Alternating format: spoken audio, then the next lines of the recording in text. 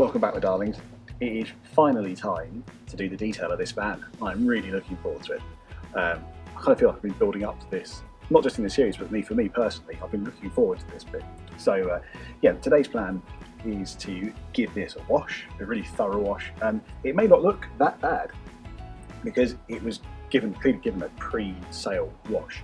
But when you really get into the detail, it is not there. It's like the arches are full of mud. I'm going to show you in the little show around snippets in a minute.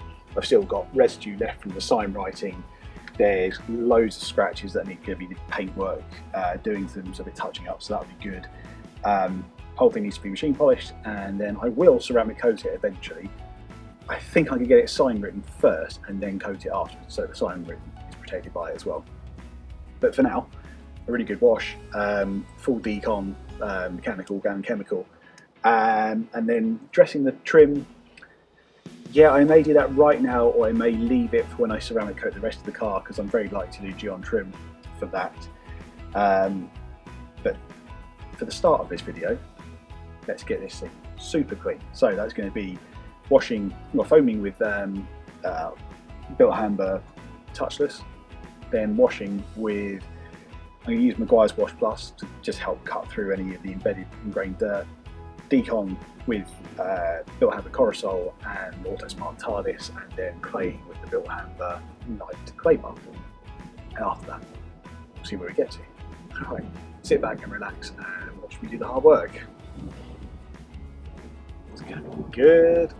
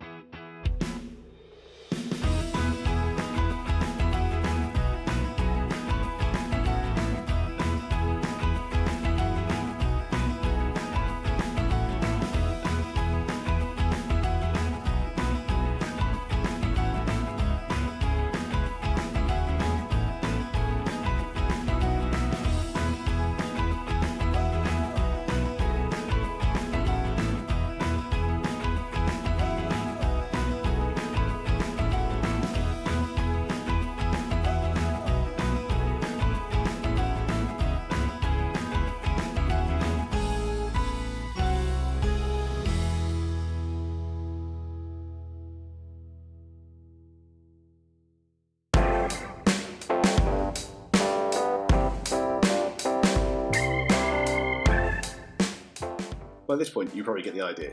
It's pretty dirty. It's going to need a lot of work, a lot of scrubbing, a lot of products used in the right way to achieve their best results, and just a lot of finessing and, dare I say it, attention to detail.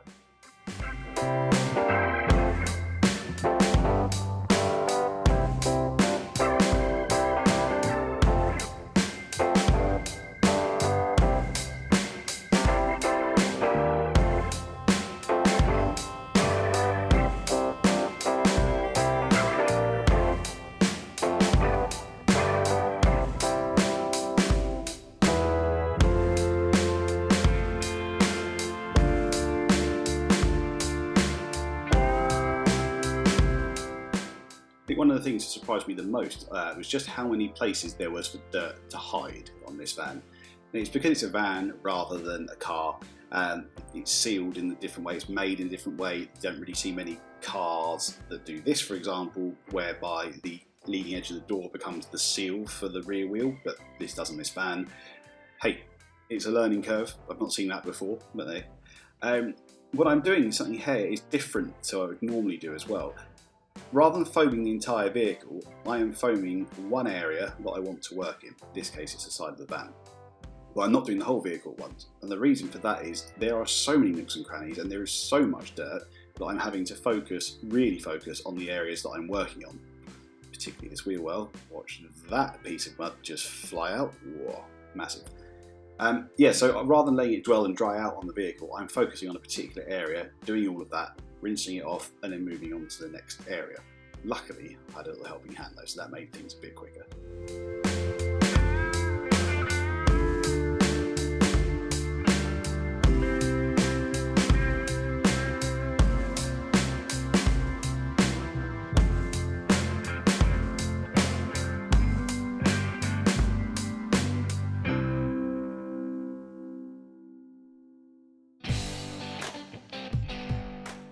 being steel wheels, they don't require too much cleaning. It's more of just cleaning the faces and cleaning the tyres here, using Anachem Purge for that. Then it's a case of drying it off before I apply the tar remover. You can't use tar remover on a wet car because it's not water immiscible, so therefore it just rolls off and doesn't do the job. But I was using the drying blade there because, hey, it's going to put any more scratches on. Does it really matter? But I'm going to have to polish it anyway. The paint's flat as anything. After that, a bit of iron fallout removal with built hamper Corosol. You really see just how much that was reacting here by the colour of the rinsing off water. All the links to the products I'm using are below in the description, so hopefully that will help you if you've got any, oh, what was that? What can I use here?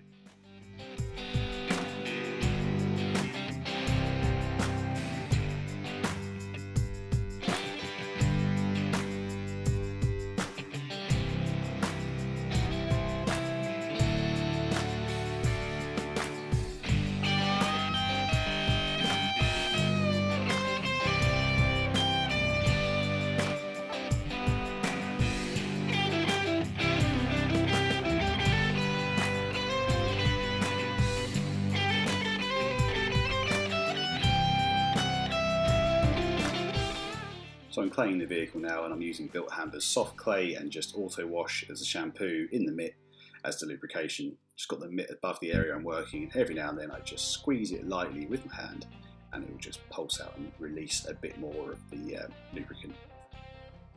Great shot there, it's not really in focus, the clay there. However, let's look at this. This was off the glass at the back. Now I didn't do tar removal on it, tinted window I didn't see.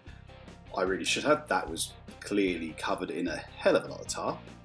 But then also, this is half the roof, and in a minute you're going to see another shot. That's the other half. You see it's a bit red and tinted. I think there was some red overspray from something somewhere on that paintwork, and that lifted all of that off.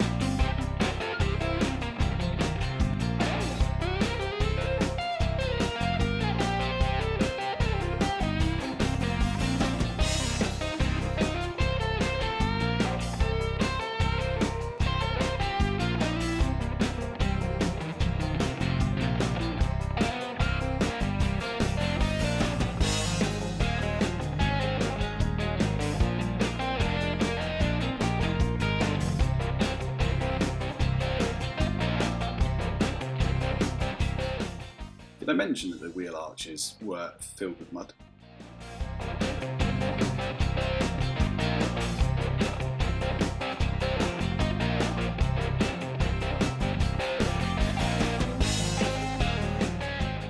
Now we're getting into the touching up of the paint, stone chips on the bonnet. These were definitely claw marks on the side, I suspect by a dog, judging by the size of the scratches and the height of them and the kind of uniform spread of them. They were deep. All the way through the paint, definitely through to the base underneath. They cleaned up all right. The paint wasn't the best match I've had. Silver's always very difficult, and I obviously had to go around and put a couple of coats on them, which is why you can see that had been sanded and then some fresh paint put on top. So I'm just flattening this back now, ready to be polished out.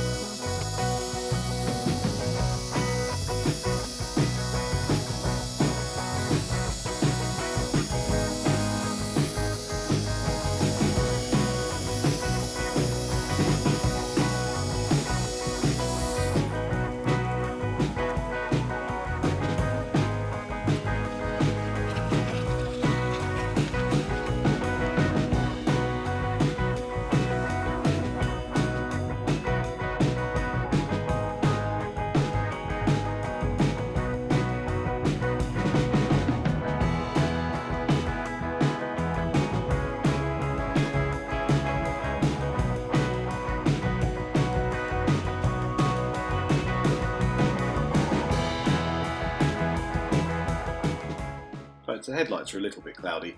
Whilst I will sound them properly at some point, I just gave them a quick cutting polish while I had the 3-inch pad on, and that really improved the clarity, as you can see. So that's a good thing. A little improvement there. Now I am just taking out the sanding marks from the stone chips on the bonnet. That's using the Lake Country foamed wall pads on the DA with Megs 105 as the cutting compound.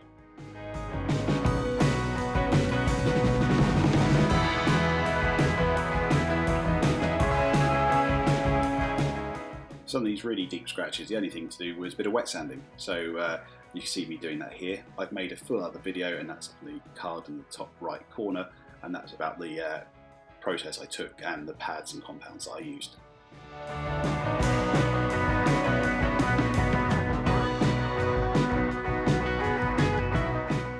No, that isn't the suggested way you apply your polishing compound to your pad and paint.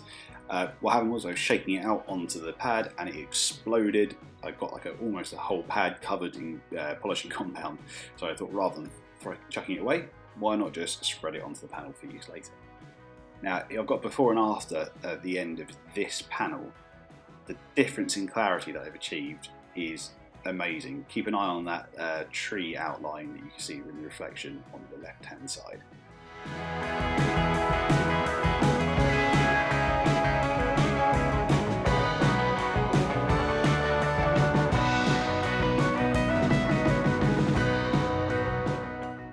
To give my body a bit of a break from polishing, I'm applying some Geon can coat to the roof. And the reason for this is I'm not going to have the roof sign written, but the rest of the vehicle is. So I'm coating the roof. That's as good as done now, that's fine. And then the rest of the body I will coat after it's been sign written, so that the sign writing gets the ceramic coating protection, especially for the UV aspects of it.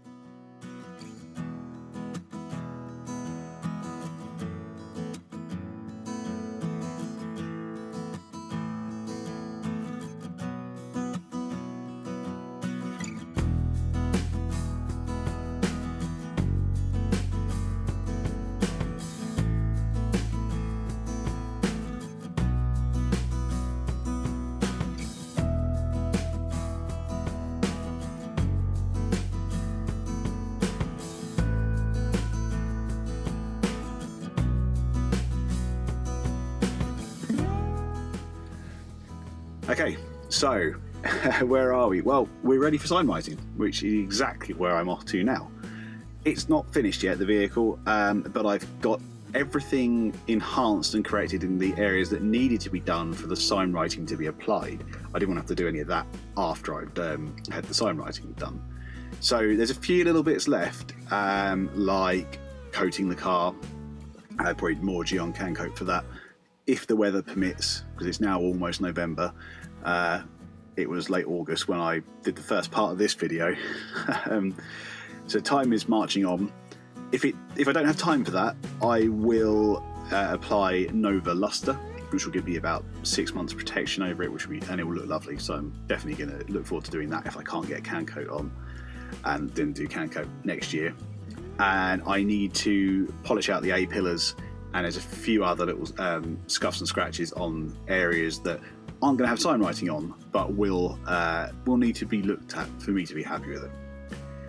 Anyway, thank you very much for sticking around and watching this. I know it's a long video, and the next video will be the full reveal of the all the sign writing and a show round of the van.